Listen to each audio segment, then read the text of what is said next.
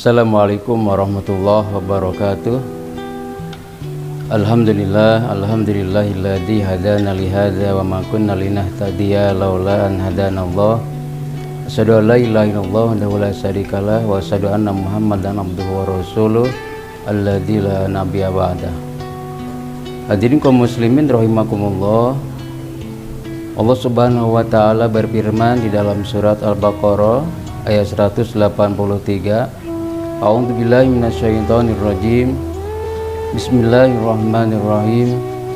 Ya ayyuhalladzina amanu kutiba alaikumusiyam kama kutiba alal ladzina min qablikum la'allakum tattaqun. Ketika Rasulullah Shallallahu alaihi wasallam hijrah ke Madinah, di sana sudah ada orang Yahudi, di sana sudah ada orang Nasrani yang sudah terbiasa dengan puasa Asyura. Termasuk di Madinah tersebut sudah ada sebagian kecil orang Islam.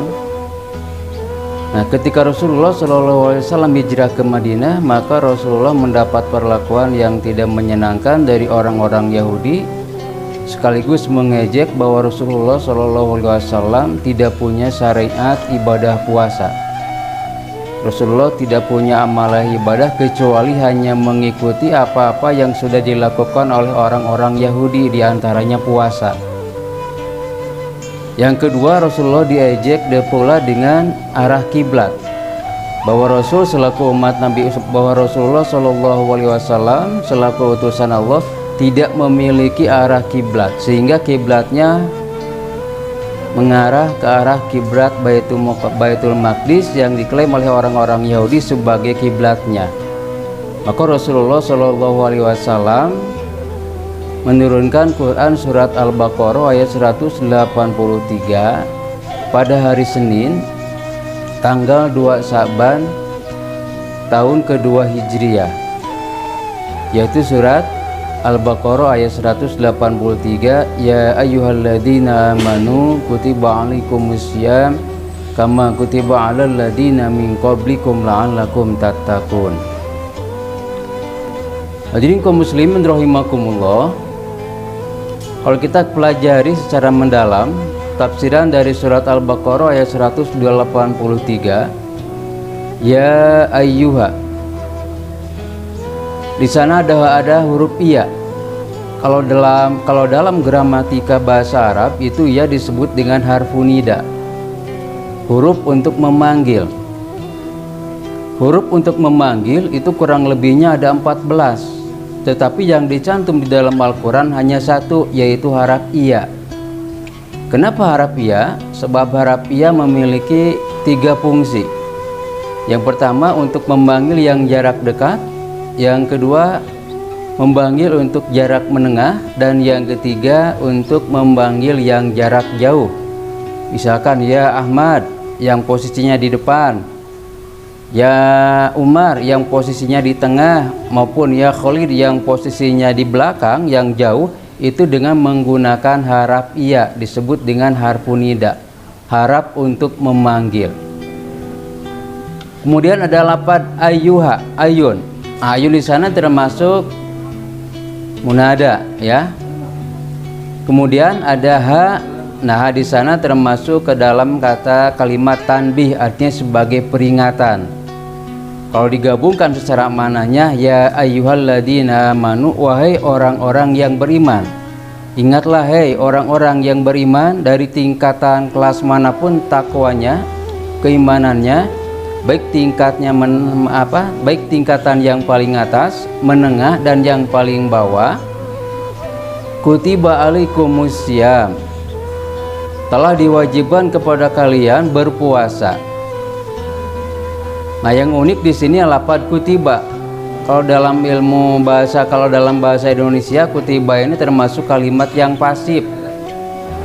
Dalam bahasa Indonesia ada kalimat pasif, ada kalimat aktif. Nah, kalau diadakan lafaz kutiba itu adalah kataballahu asyam, Allah mewajibkan berpuasa. Tetapi di sana tidak ditiadakan. Kalau dalam ilmu nahwu disebut dengan fi'il madi mabni majhul. Fa'ilnya tidak disebutkan. Andai kata disebutkan kata ballahu asyama, tapi tidak di sana kutiba alaikumus syiyam. Nah, ini menandakan kalau dalam istilah ilmu nahwu, kenapa fa'ilnya itu tidak dibuang? Karena seluruh manusia sudah mengetahui bahwa yang mewajibkan puasa adalah Allah Subhanahu wa Ta'ala, sehingga fa'ilnya tidak disebutkan. Kemudian dalam kaidah bahasa Arab, dalam kalimat bahasa Arab ada kata as-saum, ada kata asyam. Dalam Al-Baqarah ada kata asyam. Dalam kata yang lain juga ada kata as-saum. Nah, kalau as-saum, saum ya, misalkan kita sering menggunakan istilah saum, ya. Saum biasa menjadi istilah-istilah kata-kata yang favorit. Selamat menunaikan ibadah saum. Nah, kita nanti lihat kalimat-kalimat yang tepatnya apakah menggunakan kalimat saum ataupun siam. Nah, kalau saum itu merupakan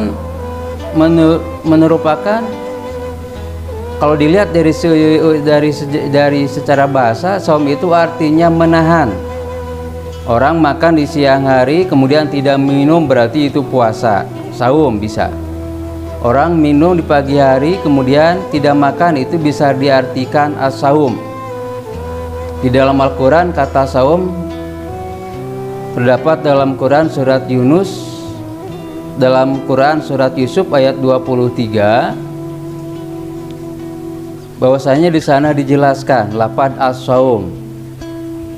Ketika cerita Maryam, ketika Maryam mengandung, ya, ketika Maryam mengandung Nabi Isa alaihissalam, calon Nabi Isa alaihissalam, kemudian dia tidak memiliki suami.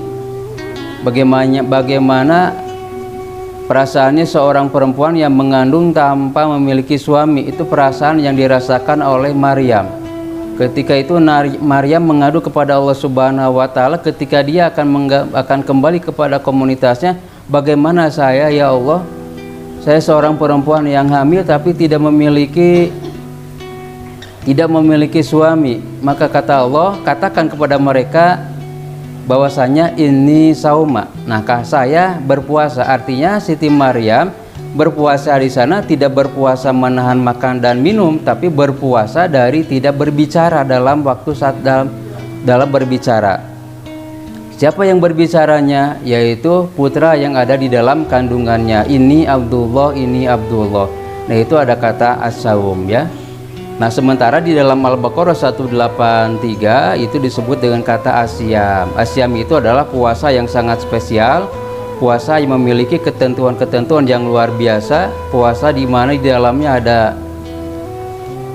keistimewaan yang luar biasa. Itu disebutnya dengan asyam. Nah, orang-orang Yahudi sudah melaksanakan ibadah saum, disebut puasa Asyura, dan kita selaku umat Nabi Muhammad SAW diberikan kewajiban untuk melaksanakan ibadah puasa dengan kata asyam. Itu terjadi ketika tanggal 2 Hijriah. Kalau kita melihat wahyu-wahyu Allah yang disampaikan kepada Nabi Muhammad SAW, setiap wahyu yang disampaikan kepada Rasul, setiap perintahan yang disampaikan kepada Rasul itu senantiasa dengan pelaksanaannya. Contoh, ketika Nabi Muhammad sedang diejek oleh orang-orang Yahudi dengan tidak memiliki arah kiblat, maka Rasulullah SAW diperintahkan oleh Subhanahu wa Ta'ala untuk pawali wajhaka satrul Masjidil Haram, untuk mengarahkan kiblatnya ke arah Masjidil Haram. Ketika datang perintahan itu, maka Rasul pun melaksanakannya secara seketika. Allah Subhanahu wa Ta'ala memerintahkan untuk menunaikan ibadah sholat, langsung dilaksanakan.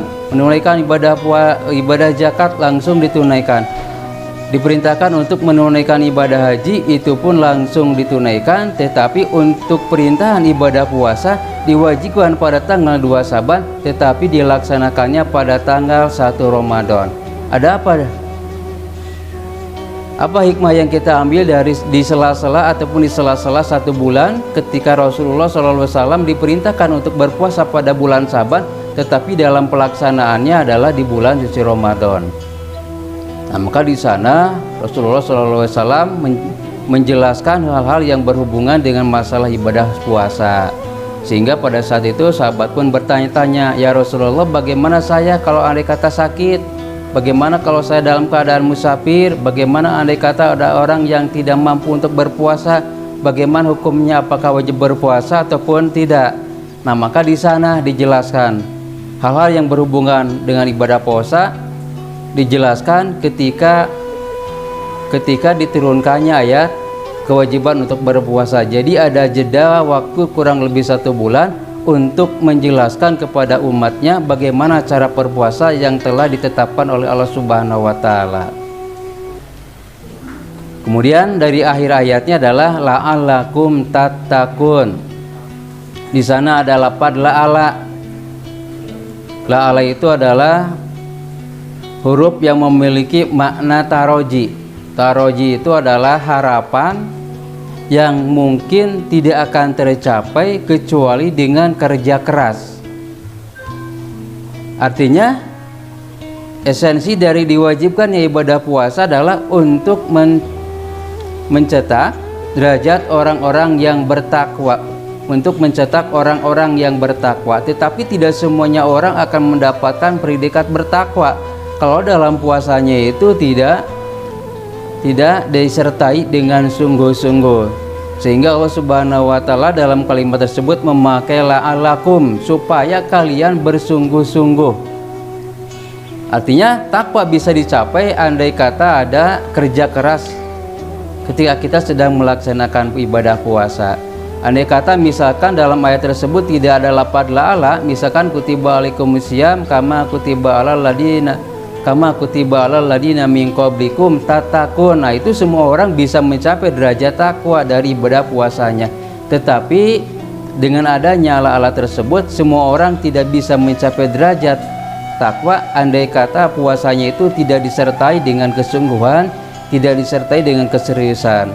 Oleh sebab itu, kita selaku umat muslim yang sedang menjalani ibadah puasa, mari kita nikmati ibadah puasa yang kita lakukan. Mudah-mudahan ibadah yang kita lakukan itu betul-betul menghasilkan orang-orang yang takwa kepada Allah Subhanahu wa Ta'ala. Jadi kaum muslimin rahimakumullah, itu saja mungkin yang saya dapat sampaikan. Intinya mudah-mudahan esensi dari disyariatkan ibadah puasa adalah untuk mengejar predikat orang yang bertakwa dengan tingkatan yang manapun, baik takwa yang tingkat atas, yang tingkat menengah, maupun takwa yang tingkatan paling bawah. Itu saja, akhirul kalam. Wassalamualaikum warahmatullahi wabarakatuh.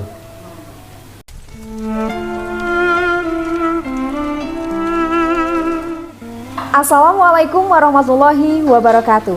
Gema Ramadan MTS Al-Inayah merupakan serangkaian kegiatan yang diadakan selama bulan suci Ramadan. Di antaranya ada Mapag Ramadan, Karomah, Kajian Ramadan MTS Al-Inayah, Kultur, Kuliah 7 Menit Ramadan, Talkshow Ramadan, Baksos Ramadan, dan berbagi tajil. Selain itu, kami juga menerima pembayaran zakat, infak, dan sodako di Lajisa Al-Inayah. Sahabat MTS Al-Inayah, mari kita berbagi kebaikan di bulan Ramadan. Ramadan penuh hikmah bersama MTS Al-Inayah. Rahmat melimpah.